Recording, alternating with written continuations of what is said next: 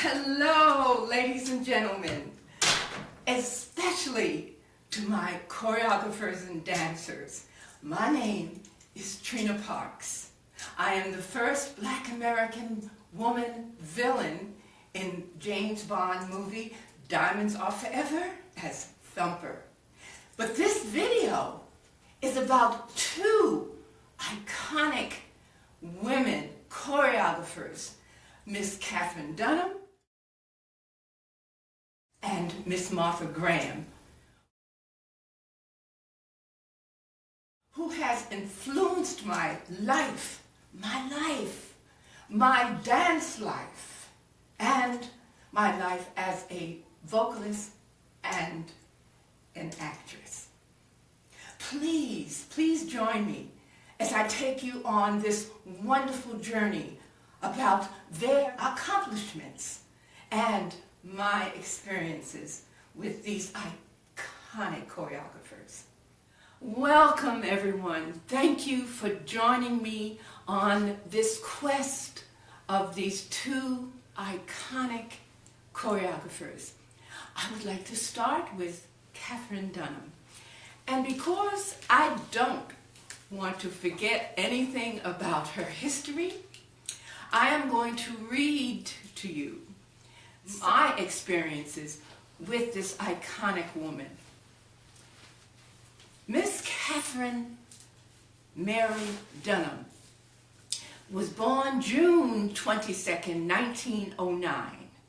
She was an American dancer, choreographer, anthropologist, and social activist. One of the most renowned Black modern dance artists of the 20th century. She has been called the matriarch and queen, mother of Black dance. Also, as her dancers, we called her Miss D. While a student at the University of Chicago, Miss D also performed as a dancer, ran a dance school, and earned an early bachelor's degree in anthropology, receiving a postgraduate academic fellowship. At the height of her career, in 1940s and 50s, Ms. D was renowned through Europe and Latin America. Dunham became interested in both writing and dance at a young age. In 1921, she graduated from Joliet Central High School in 1928, where she played basketball, tennis, and track, and served as vice president of the French Club.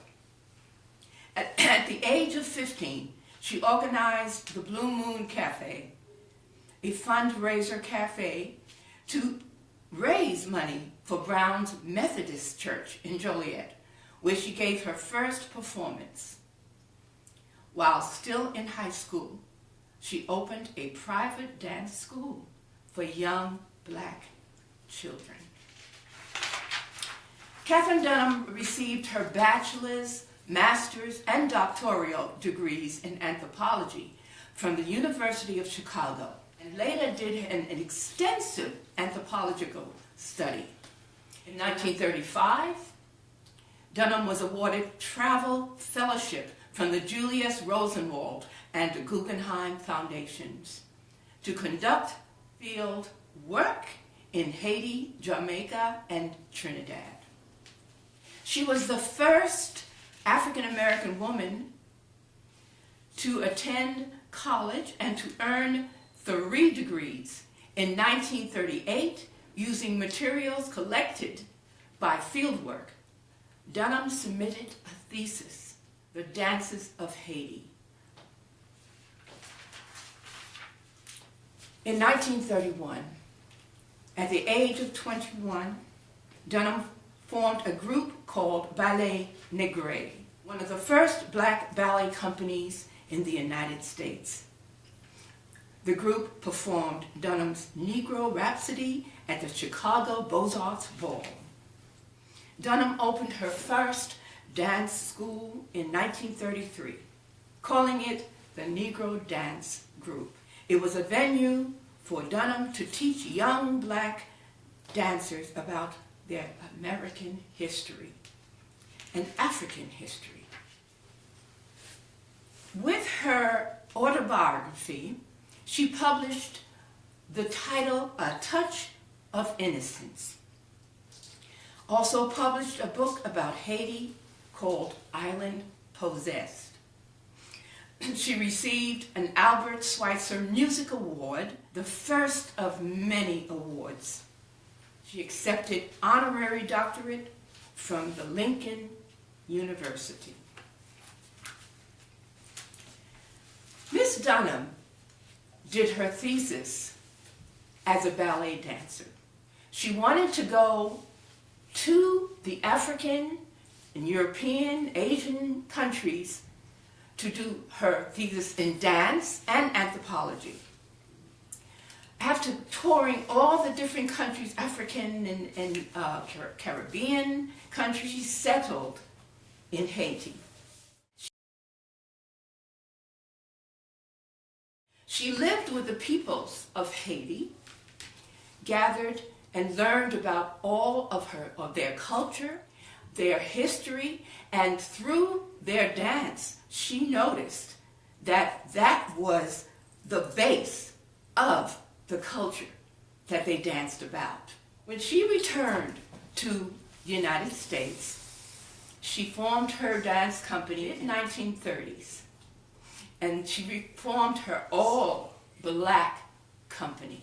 Miss Dunham toured with her all-black company in Europe, African countries, African cities, Caribbean cities, and then she started teaching at her school. And that's where I started with her. In 1963, I started taking classes from Miss Dunham at her school. I was actually going to the High School of Performing Arts, majoring in modern dance there, and 3 times a week I would walk up from 46th and Broadway to Miss D's school on 42nd and 9th Avenue. Miss D taught everything. Her main technique and also karate. Karate she formed from the Haitian karate, which is called La Agia. And that's what I was taught by her.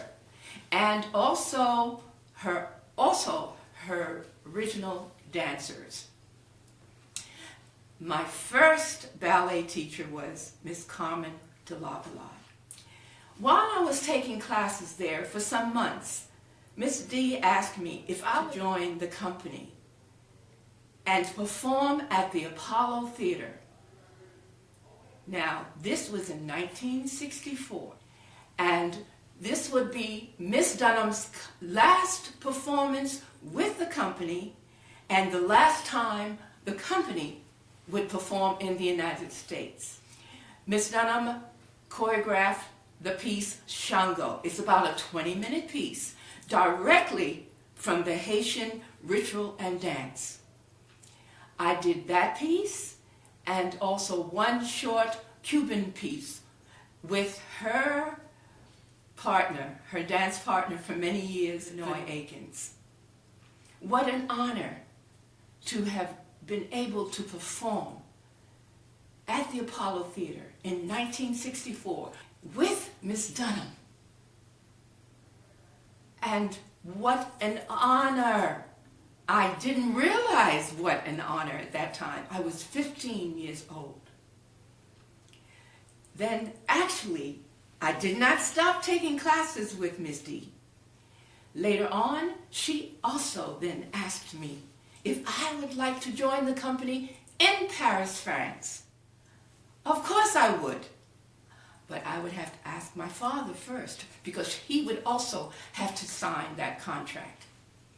Miss D wanted me, after my graduation in 1965, to join the company in Paris in a show called Des Anges sont venus, which means 2 angels have come. She was going to choreograph this wonderful Broadway-type piece at the Theatre de Paris. And she wanted me to come as one of the featured female dancers. Again, what an honor. My father agreed, and after my graduation in 1965, about 2 months later, I took, for the first time, a plane from New York City to Paris. And it was pretty empty at that time, because I had all the 3 seats by myself. And I joined the company there, rehearsed with the company for about a year. It was a wonderful, wonderful experience, the best that I had. To be trained, to be mentored, to have a guardian as Miss Katherine Dunham. What an honor.